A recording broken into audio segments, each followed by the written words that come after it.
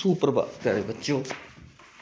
कक्षा 9th का geography का एसएसटी का ज्योग्राफी पोर्शन का हमारा लेसन है भारत की स्थिति और आकार, जिसको हम रिवाइज कर रहे हैं। आज उसी लेसन के जो बड़े क्वेश्चन हैं उनके बारे में चर्चा करेंगे और आशा ये चीज़ें आपको समझ में आ रही होंगी और आप इनको अच्छे तरीके से याद कर लेंगे। फर्स्ट क्वेश्चन है, भारत की स्थिति और आकार का वर्णन 3 बिंदुओं में कीजिए। हमने पहले भी किया है कि भारत एक विशाल देश है जो उत्तरी गोलार्ध में स्थित है। भूमध्य रेखा से जो ऊपर का हिस्सा है उत्तरी गोलार्ध और नीचे का है दक्षिणी गोलार्ध। भारत उत्तरी गोलार्ध में स्थित है।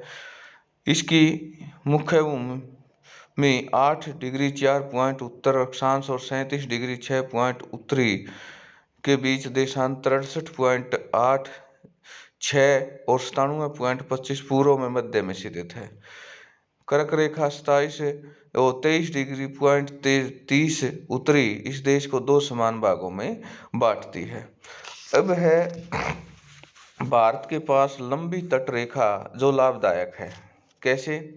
भारत की सबसे लंबी तट रेखा हिंद महासागर के साथ उपलब्ध है, यानी जो तटीय रेखा वो हिंद महासागर के नाम से या नीचे जहाँ भी तटीय प्रदेश है हिंद महासागर से लगते हैं। यह लंबी तट रेखा 7517 किलोमीटर है। भारत के लिए जलीय व्यापार में भारी सुविधा प्रदान करता है और भारत का लगभग 90% अंतर्राष्ट्रीय मार्ग व्यापार समुद्र के रास्ते से होता है। नेक्स्ट है, भारत को यह लंबी तट रेखा दक्षिण प्रायद्वीप के कारण मिली है जो अपने विस्तार में हिंद महासागर तक फैला है और इसे 2 जल पिंडों में विभाजित करता है, जैसे अरब तथा बंगाल की खाड़ी। भारत की हिंद महासागर के शीर्ष पर केंद्रीय स्थिति तथा इसकी लंबी तटरेखा से समुद्री माध्यम से आदान प्रदान में भारी सहायता पहुंचाई है। इससे होकर गुजरने वाले समुद्री मार्ग भारत के साथ सह संपर्क सूत्र में बांधते हैं, जिसका संबंध पश्चिमी तट पूर्वी दोनों में होता है। भारत इसके पश्चिमी तथा पूर्वी तटों पर कई प्रमुख बंदरगाहें विकसित है। इनमें से कुछ ऐसी हैं जो मुंबई, कोची, विशाखापट्टनम आदि को भारत के जलपोत उद्योग के समृद्धि का मुख्य कारण बनती है।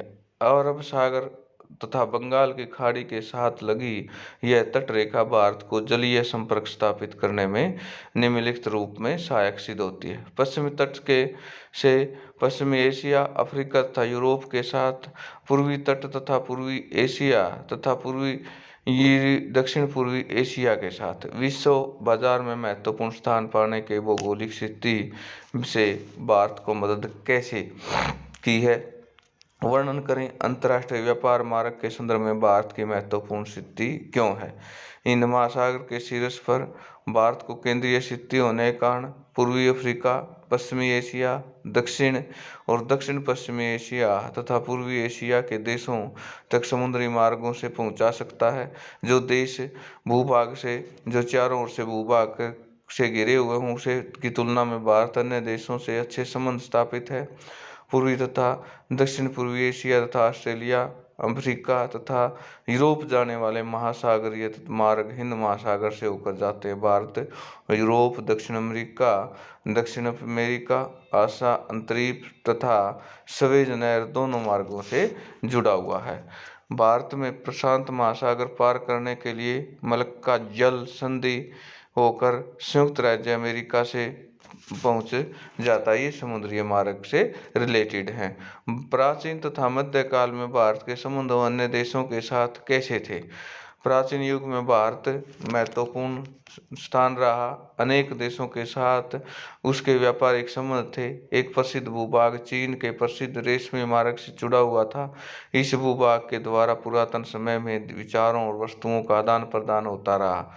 भारतीय उपनिषदों के विचार, रामायण, पंचतंत्र कथाएं, ये हमारी आध्यात्मिक बातें, भारतीय अंकगणित, दशमलव प्रणाली भारत से विश्व में अनेक मार्गों तक पहुँचे। भारत के मसाले, मलमल का कपड़ा तथा अन्य वाणिज्य वस्तुएं भारत के विदेशी भूमि तक पहुंची। दूसरी ओर यूनानी मूर्तिकला, स्थापत्य कला शैलियाँ पश्चिमी एशिया के मीनारों भारत में कई भागों में देखी जा सकती है।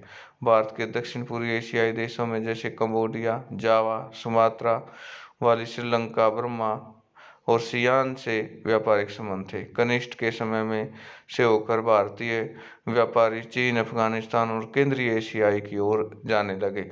मध्यकाल के दौरान अरब, तुर्क और मंगोल, चीनी तथा यूरोपीय जैसे अनेक विद्रोहियों के साथ भारत ने निकटतम संबंध स्थापित हुए। तो प्यारे बच्चों, आज ये लेसन आपका कंप्लीट हो गया है।